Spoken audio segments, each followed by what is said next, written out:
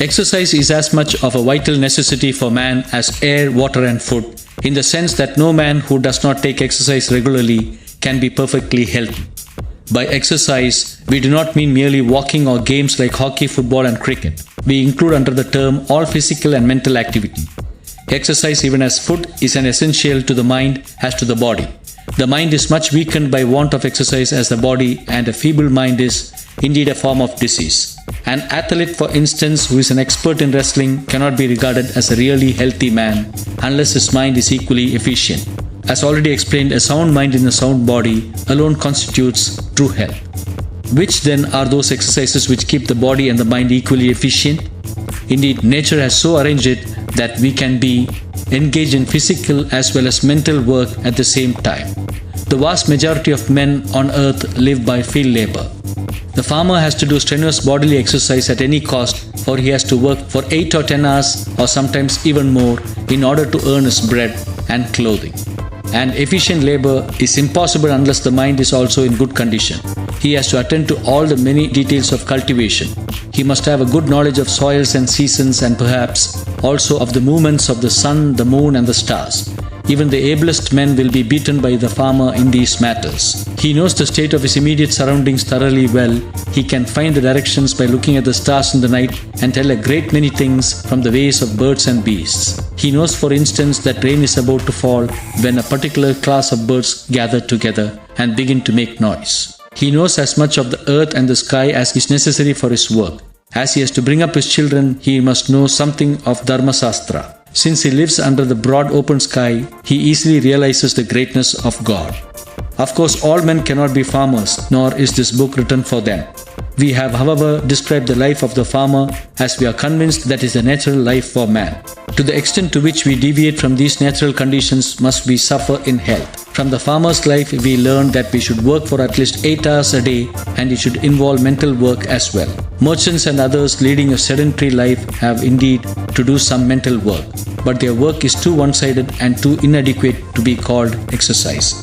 For such people, the wise men of the West have devised games like cricket and football, and such minor games as are played at parties and festive gatherings. As for mental work, the reading of such books as involve no mental strain is prescribed. No doubt these games do give exercise to the body, but it is a question if they are equally beneficial to the mind.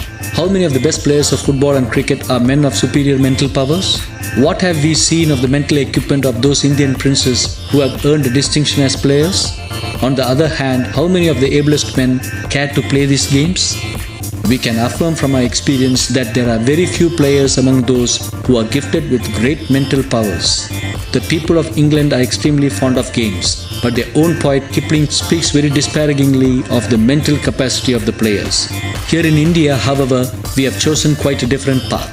Our men do arduous mental work but give little or no exercise to the body. Their bodies are enfeebled by excessive mental strain, and they fall a prey to serious diseases, and just when the world expects to benefit by their work, they bid it eternal farewell. Our work should be neither exclusively physical nor exclusively mental, nor such as ministers merely to the pleasure of the moment. The ideal kind of exercise is that which gives vigor to the body as well as to the mind. Only such exercise can keep a man truly healthy, and such a man is the farmer. But what shall he do who is no farmer? The exercise which games like the cricket give is too inadequate, and something else has to be devised. The best thing for ordinary men would be to keep a small garden near the house and work in it for a few hours every day. Some may ask, what can we do if the house we live in be not our own? This is a foolish question to ask, for whoever may be the owner of the house, he cannot object to his ground being improved by digging and cultivation.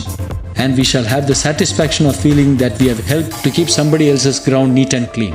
Those who do not find time for such exercise, or who may not like it, may resort to walking, which is the next best exercise. Truly has this been described as the queen of all exercises. The main reason why our sadhus and fakirs are strong as a class is that they go about from one of the country to the other only on foot. Thoreau, the great American writer, has said many remarkable things on walking as an exercise.